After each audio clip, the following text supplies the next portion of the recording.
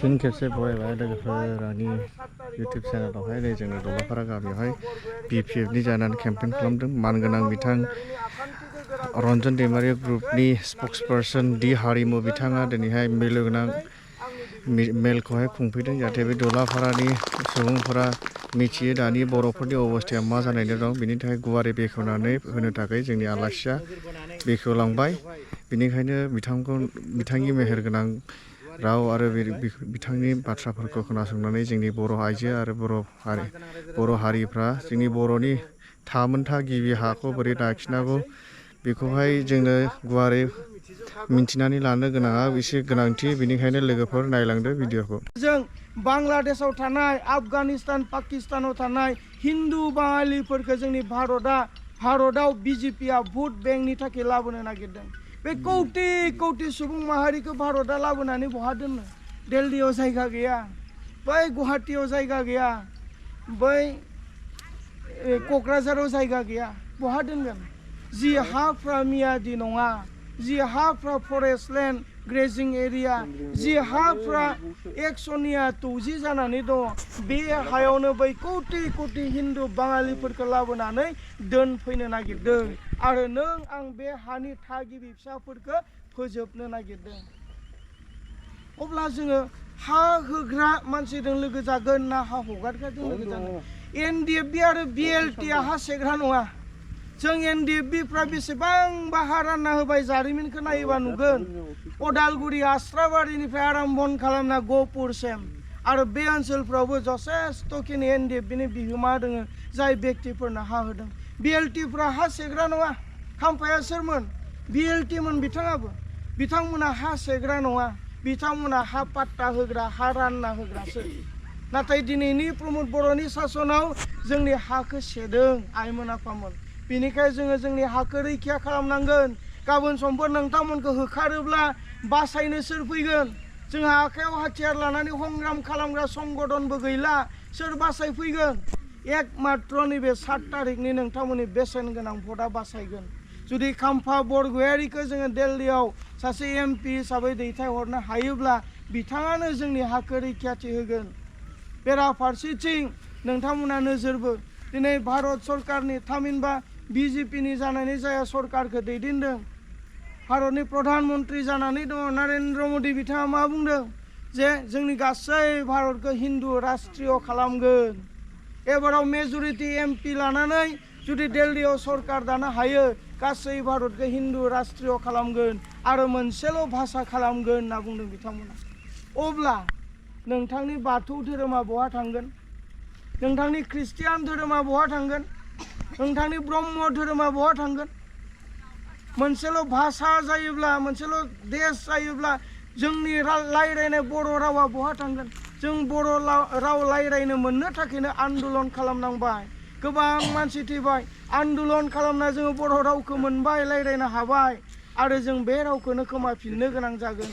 नोंथांनि गाननाय दख'नाया बहा थांगोन?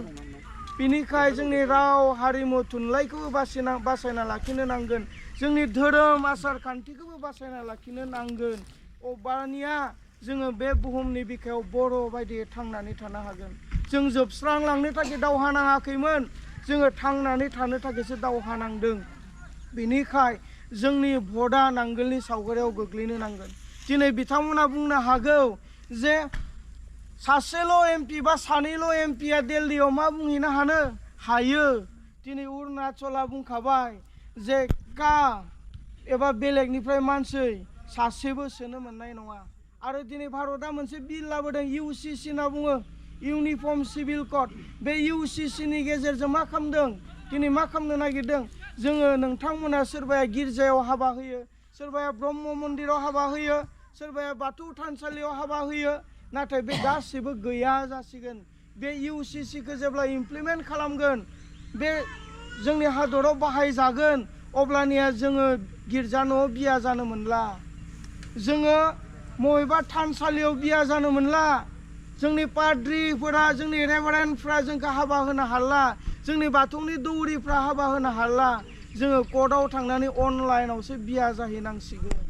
बेबायदि आयेनफोरखौ बिजेपिआ लाबोदों दिनै अरुणाचला बुंखाबाय भारतआ जिबायदि गोदान आयेन बनायथों जोंनि ट्राइबेल नैबे हादोराव जानो मोना नागालेण्डआ बुंखाबाय मेघालया बुंखाबाय मानोना बिस्रा MP दङ दिनै नागालेण्डआव नागाफोर दङ होननानै गासै भारतआ मिन्थियो आरो दिल्ली सरकारा सेन्ट्रेल गभर्नमेन्टआ मिन्थियो मेघालयाव खासियाफोर थायो जयन्तियासफोर थायो गार'फोर थायो होननानै दिल्लीया मिन्थियो नाथाय आसामाव मोनसे बर' होननाय जाथि थायो होननानै दिल्लीया कागजे कलमै मिन्थिया मानोना जोंहा MP गैया पार्लियामेन्टआव जोंनि जानानै बुंग्रा मानसि गैया जेब्ला जोङो खाम्फा बरगयारिखौ देरहाहोनो हागोन अब्लाना बिथाङा बुंगोन जे आसामाव बर' होननाय मोनसे जाथि दङ जाय जाथिया गावनिनो राव हारिमु थुनलाइ दङ धोरोम दङ बेखौ रैखा खालामना दोननांगोन बे हानि थागिबि सुबुं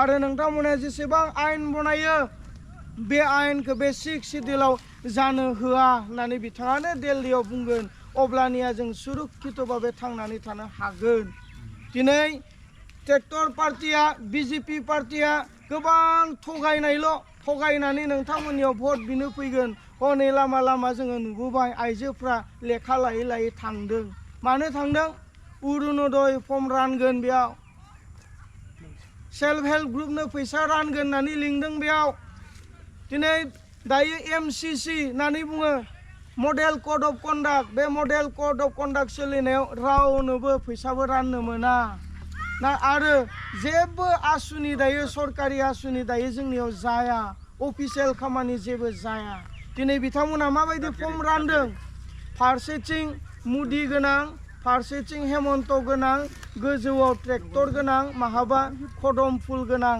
बेबायदिखौ रानदों जुदि सरकारनि हसायैनो अरुणोदय आसुनि मोननांगौ फर्मब्ला गोजौआव मा थागौमोन अशोक स्तम्भ थागौमोन नाथाय बिथांमोना दिनै जोंनि आइजोफोरखौ थगायदों थांनाय BTCनि इलेक्सन समावबो गोबां थगायबाय न'खर साख्रि होगोन सेंग्रा सिख्लाफोरनो आइजोफोरनो सेल्फ हेल्प ग्रुपआव फैसा होगोन बायदिसिना थगायबाय जोंखौ नंगौबो सानबाय जोंनि मानसिफ्रा जे आंनि फिसाज्लाया जुदि नांगोलनि सावगारियावनो भट होनानै प्रमद बर'खौ चिफ खालामब्लानो साख्रि मोनसिगोनबालाय होनोसै ना होबाय हा पाट्टानि खोथा बुंबाय नोंथांमोननि फेरेंगाया आं जुदि ट्रेक्टरनि सावगारियावनो भट होनानै हा पाट्टाखौ मोनोबालाय होबाय नाथाय खैजना मोनखो दालाय खैजना साख्रि मोनखो खैजना हा पाट्टा मोनखो उल्था होखारजानोसो गोनां जाबाय दा बिनिखाय बेबायदि थगायसुला मिसुलिया पार्टिनि खाथियाव नोंथांमोना थांनो नाङा आरो जायफोरा थांदों बिथांमोनखौबो नोंथांमोना बुजाय जे बिथांमोना थगायगोनल' आरो मोगथाङाव जेबो मावनाय गैया बेनिखाय जोंनि देशखौ बासायनो थाखाय जोंनि हाया बासायनानै थाब्लासो जोंनि BTCआ बासायनानै थागोन जोंनि BTCआ बासायना थाब्लासो जोङो राजखान्थि गोहोआवबो बाहागो लानो हागोन जोङो राजखान्थि गोहोआव बाहागो लानानै जोंनि न'खरफोरखौ जोङो उन्नति खालामनो हागोन जोंनि गथ' गथायफोरखौ उन्नति खालामनो हागोन बिनि थाखाय गिबिसिन जोंनि हाखौ बासायनो थाखाय जोंनि राव हारिमु थुनलाइ आरो धोरोमखौ बासायनो थाखाय नोंथांमोना नांगोलनि सावगारियाव भट होनांगौ आरो जोंहा NDFBफोरा जेलाव दङ बिथांमोनखौ सख'नायनि थाखायबो नोंथांमोना गोसोआव साननानै जे जेलाव थानाय NDFBफ्रा गथोंसै बेखौबो साननानै नोंथांमोननि बेसेन गोनां भटखौ नांगोलनि सावगारियाव होनांगोन नोंथांमोनखौ बायनो फैगोन फैसा होनो फैगोन सोरनोबा जखाय बथलसे जासिगोन सोरनोबा 1 केजि अमा बेदर जासिगोन सोरनोबा फैसा जासिगोन सोरनोबा दख'ना गांसे जासिगोन मोनोब्ला ला बेदर होफैयोब्ला जा फैसा होफैयोब्ला ला दख'ना होफैयोब्ला गान नाथाय बिथांमोननि फैसाजों गावनि बेसेन गोनां भटखौ फाननानै दाला नों बे थाइसे थाइनै फैसादों 1500 थाखा फैसादों नोंथांनि न' बिथाखौ फाननानै दाला बेनिखाय जोङो खावलायदों रायजो राजा नोंथांमोन जाय बेक्तिया हा होग्रा बे बेक्तिजों नोंथांमोना फै जाय बेक्तिया हा सेख'ग्रा बे बेक्तिजों नोंथांमोना दाथां आरो जायफ्रा दिनै बिथांमोननि उन खारफादों बिथांमोनखौ बुं ट्रेक्टरनि आरो कौटि थाखा लानानै फैबाय दिनै बेबायदि अबस्था बेनिखाय खावलायदों रायजो राजा नोंथांमोन